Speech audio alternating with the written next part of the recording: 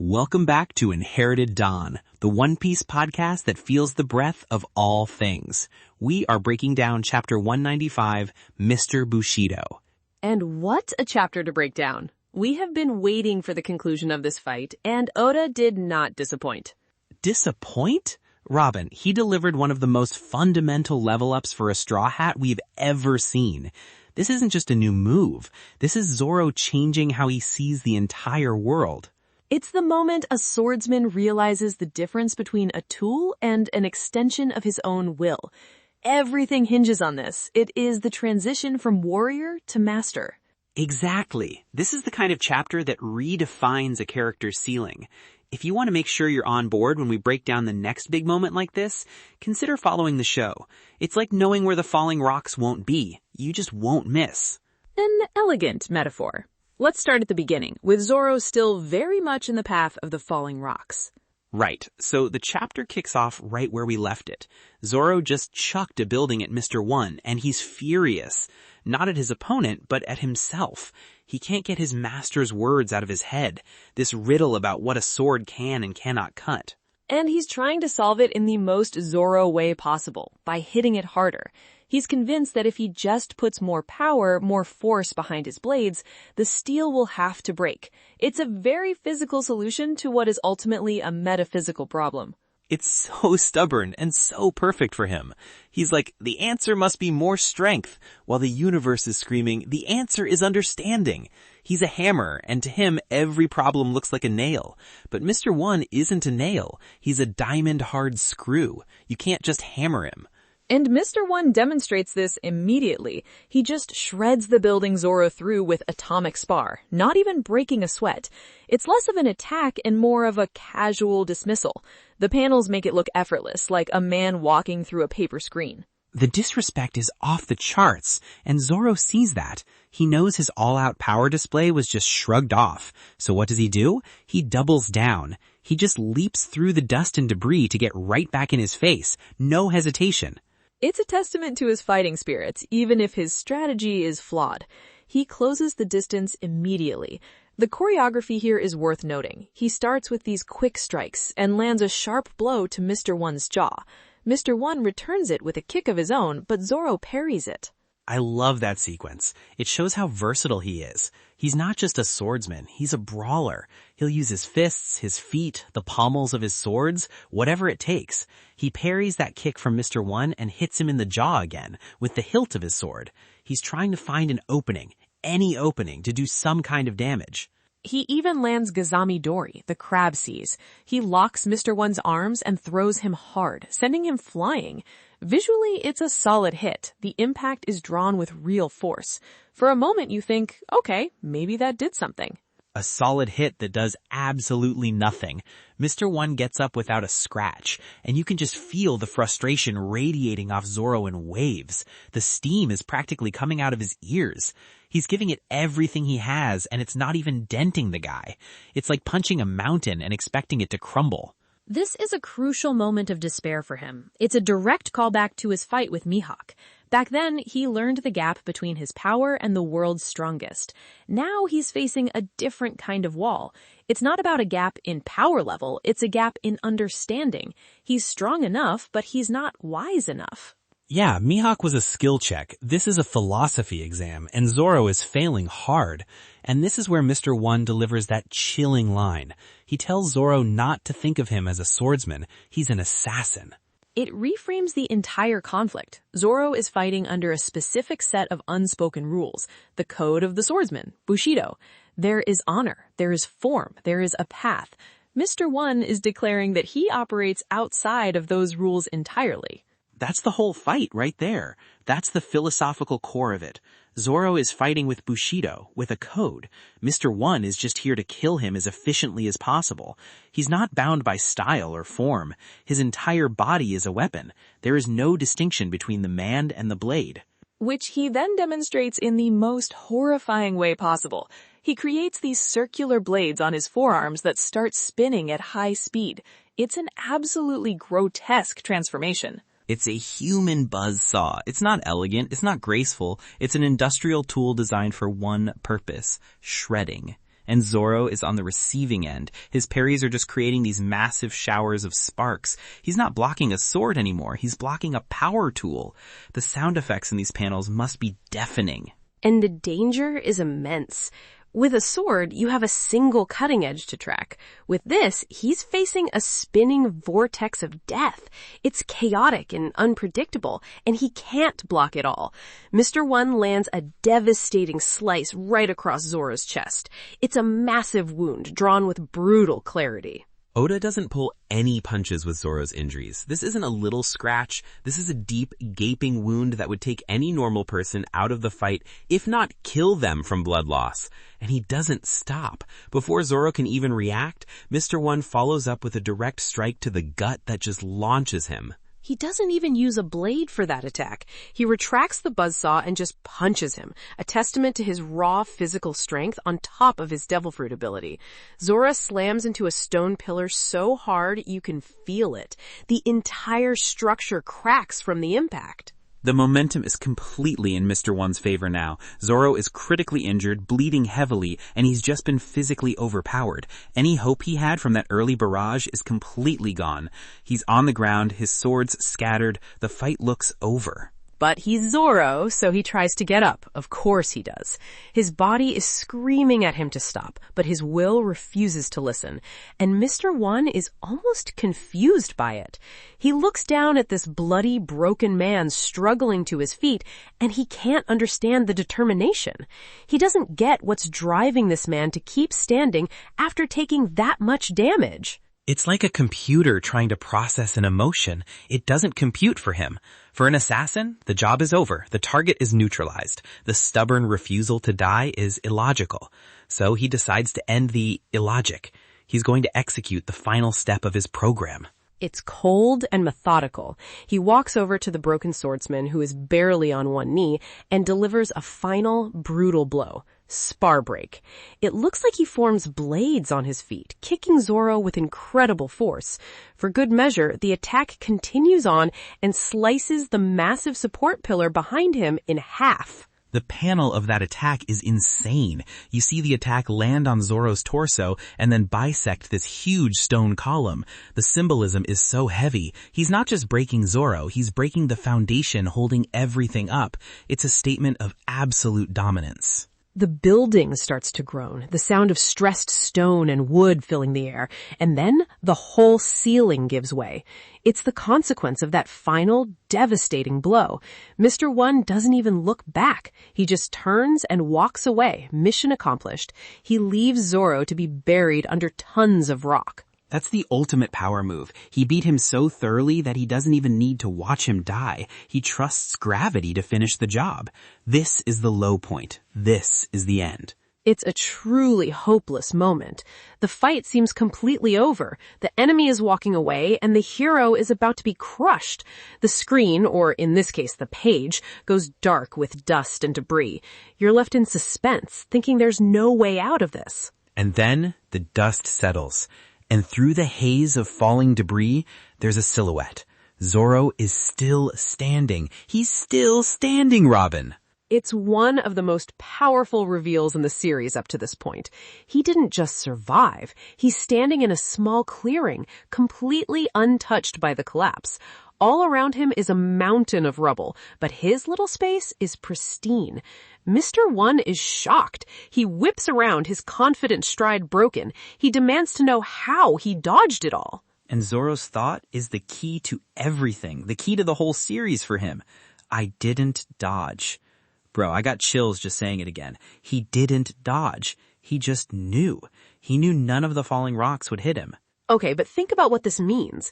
This is a level of instinct that borders on precognition. He's not reacting to danger anymore. He's anticipating the state of the world around him. He can feel the rhythm of chaos and finds the silence within it. It's what martial arts masters call mushin, or no mind, a state of pure flow where the body acts without conscious thought because it is in perfect harmony with its surroundings. Bro, it's like the ultimate Zen moment. He's so in tune with his surroundings that he doesn't need to move out of the way of danger. He's just not where the danger is going to be. It's like he can see the matrix. He can see the code of the universe and knows where the safe spots are. This is a hockey bloom, right? It has to be the earliest, most raw form of observation hockey we've ever seen. It certainly seems to be a precursor. At this stage, we don't have a name for it, but the concept is clear. He has tapped into a sense beyond the ordinary. His senses have expanded to perceive things that are not physically there, the intent of the world, the path of inanimate objects. And it keeps going. He then senses one of his swords buried under a rock nearby. He's not looking for it, he's not guessing, he's feeling its presence. He reaches down without looking and pulls Wado Ichimonji from the rubble. This is equally as profound. It implies that the connection between a swordsman and his blade is not of user and tool, but something more spiritual, especially a blade like Wado Ichimonji, which carries Kuina's will. He is hearing its voice or feeling its breath. And this is where it all clicks into place for him. The switch flips. He looks around and he starts to notice it. The breathing, the breath of the rocks, the trees, the air itself. Everything has a rhythm, an existence. Oda draws it as these soft, flowing lines around everything. The world is suddenly alive to him in a way it never was before. It's a moment of satori, of sudden enlightenment. He tests his new understanding on a nearby tree. He makes a motion as if to cut a branch, but the branch remains completely unharmed. He chose not to cut it. He finally understands Koshiro's lesson. A sword that can cut anything is not a sword. A sword that can cut nothing is not a sword either. The greatest swordsmen can cut anything they wish to cut, and can choose not to cut anything they wish to protect. It was never about force, it was about will and understanding. To cut steel, you can't just see it as an obstacle to be shattered. You have to understand its nature, its breath, and sever it. You have to listen to it. He had to stop trying to overpower the steel and instead perceive its essence, its existence, and then apply his will to unmake that existence at a single point. That's exactly the kind of thing that makes the swordsman in this world so terrifying. It's not just about strength, it's a kind of spiritual connection to the world that lets them impose their will on reality itself. This is why Mihawk could cut a giant galleon. He didn't just swing hard, he understood the breadth of the ship and cut that. Zoro just downloaded the software for that ability. Mr. One, of course, sees none of this. He doesn't perceive the spiritual awakening. He just sees a half-dead man, covered in his own blood, holding a single sword. To him, the situation hasn't changed. He mocks him, asking if one blade will be enough when 3 weren't. It's the classic villain monologue before the fall. He thinks it's a desperate last stand. He revs up his arm blades for one final charge, Atomic Spurt, which looks like a more focused and deadly version of his earlier buzzsaw attack. He's aiming to turn Zoro into ribbons. He's charging in with overwhelming chaotic force. It is the perfect final test for Zoro's newfound philosophy. Can calm understanding defeat brute chaotic power? And Zoro just stands there, calm, centered. He's not even looking at Mr. One, really. His eyes are closed or in shadow. He takes a stance we've never seen before. One sword style, Iai. The art of the quick draw, Iai Jutsu. It is a martial art that symbolizes this philosophy perfectly. It is about maximum efficiency and minimum movement. It's about ending the conflict in a single, perfect motion. It's the physical embodiment of his new understanding. No wasted energy, no flashy techniques, just a single, focused application of will. Mr. One closes the distance, screaming, blades spinning, ready to end it. And in a flash, it's over. A single movement. Zoro draws, cuts, and sheathes his sword in an instant. You barely even see the blade leave the scabbard. There's a moment of perfect silence. Oda holds on the panel. Mr. One stands there, confused, his attack halted. He thinks Zoro missed or did nothing, and then the cut appears across his chest. Not a scratch, not a dent like before, a clean, perfect slice through his steel body. Shishi Sonson, lion song, and the lion roars. Mr. One looks down at the blood welling from the cut in disbelief. He can't comprehend it. He collapses, defeated. Zoro cut steel. It's beautiful, poetic even. He couldn't scratch him with the brute force of his powerful three-sword style techniques, but he defeated him with the focused understanding of one. Less is more. Power is not force, it is comprehension. Super! This is one of the all-time great Zoro moments. The journey from pure, stubborn power to enlightened, focused technique, all in a single fight. He had to be pushed to the absolute brink of death, literally buried alive to finally understand the lesson his master tried to teach him as a child. It also firmly establishes the different paths to power in this world. Luffy gets stronger by being more himself, more rubbery, more free, pushing his physical limits. Zoro gets stronger by understanding the world more deeply, by looking inward and expanding his senses. It's the difference between conquering the world through force of personality and mastering it through perception. And Oda has been setting this up from the very beginning, with Kuina and Koshiro in that dojo. This payoff feels earned over almost 200 chapters of Zoro's journey. It's not an ass-pull, it's a revelation. Everything about his backstory, his promise, his earlier defeats, it all led to this single moment of clarity. It also sets a new standard for what we can expect from a top-tier swordsman. Mihawk cut a giant galleon in half from a great distance. Now we understand the kind of perception required to even attempt such a feat. It is not about the physical strength to swing a sword that hard. It is about the spiritual strength to perceive the breadth of something that massive and sever it. For sure. Okay, so that's the main event, and what an event it was. An absolute masterclass in character development through combat. But that's not all that happened in this chapter, was it? I think I remember seeing something. Did we get our first look at a mermaid? Yes, it's a very minor detail, easily missed in the whirlwind of the duel's conclusion. After being mentioned by Yosaku and Johnny way back in the Barati arc, we get a quick glimpse of one here. I think it was during a panel showing Mr. One's past. There's a crowd scene. In that crowd, there is a character who is clearly a mermaid in a bubble of water. I believe it was just a background character, maybe someone Daz Bones knew, but it's the first time Oda has physically drawn one in the series. Oda loves to do that, just slips a little piece of the wider world into the background of these intense moments. While Zoro is having a life-altering spiritual awakening, Oda's just like, oh, by the way, mermaids are real. Here's one, no big deal. It keeps the world feeling huge and alive, even when we're focused on a life-or-death duel in a single room. Exactly. It reminds you that while this fight is happening in Alabasta, there are mermaids and sky islands and all sorts of other wonders out there waiting. The world doesn't stop for our heroes' struggles. It's a brilliant and subtle piece of world building. And Oda's author comment for this week was pretty interesting too, right? He mentions he went to a recording session for the anime and was impressed by the voice actors for the Drum Island arc. He said the voice acting lineup for the Drum arc was incredible.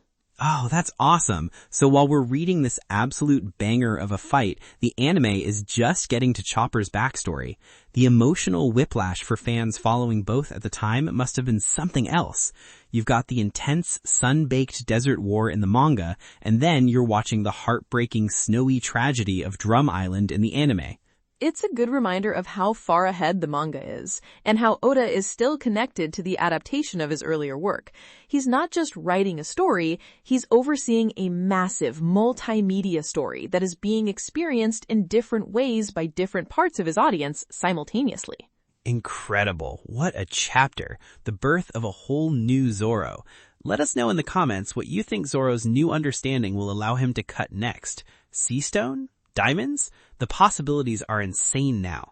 It's a terrifying thought. All right, predictions for chapter 196. What do you have for me? Okay, prediction 1. We're done with Zoro for a bit. We check in on Sanji. His fight with Mr. 2, Bon Clay, has been on the back burner. Oda likes to parallel his character's growth, especially Zoro and Sanji. Now that Zoro has had his epic philosophical moment, it's time for the other wing of the Pirate King to get his. I think the next chapter will be heavily focused on Sanji versus Bon Clay. A parallel victory. That makes sense. They always try to one-up each other. Zoro wins his fight through a moment of quiet introspection and mastery.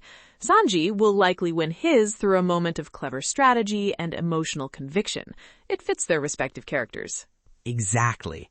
My second prediction, Luffy finally reaches Crocodile. He's been sidetracked by water, by poneglyphs, by collapsing ruins. That's over. The detours are done.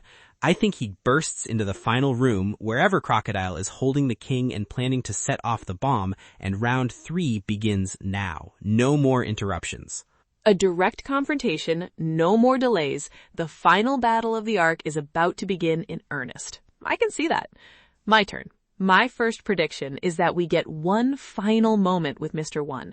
He's defeated, lying on the ground, but he's not unconscious yet. He'll say something to Zoro. Not a threat, but a statement of respect. Something like, "What kind of swordsman are you?" An assassin acknowledging the superior warrior. Oh, I like that. A moment of warrior's honor from the guy who claimed to have none. That'd be a perfect grace note to end their story. He's a professional and he just got out-professionaled on a level he can't even comprehend. That's a good beat. My second prediction is that someone else discovers the scene, not a Straw Hat. I think either Tashigi or another Marine stumbles upon the aftermath. They find the destroyed building, the defeated Da's bones, Baroque Works' strongest officer agent, and a critically wounded but standing Roronoa Zoro. This will be the moment Zoro's new reputation begins to solidify in the eyes of the world government. He's not just some brute from the East Blue. He's the man who can cut steel. And the man who took down Baroque Works' strongest officer agent. Yeah, his bounty is definitely going up after this. You can't take out a known assassin of his caliber and not get a serious bump in your own threat level. That's a great call. It has to. An achievement of this magnitude cannot go unnoticed. It's a world-shaking feat, and the world is about to hear about it. Super! Well, that's all the time we have for today. What an incredible chapter. Join us next time as we see if Sanji can match Zoro's epic win and if Luffy can finally get his hands on that sandy jerk. Until then, keep your blade sharp and listen for the breath of all things. Inherited Dawn is a work of fan fiction and is not affiliated with Shueisha or Toei Animation. Please support the official release.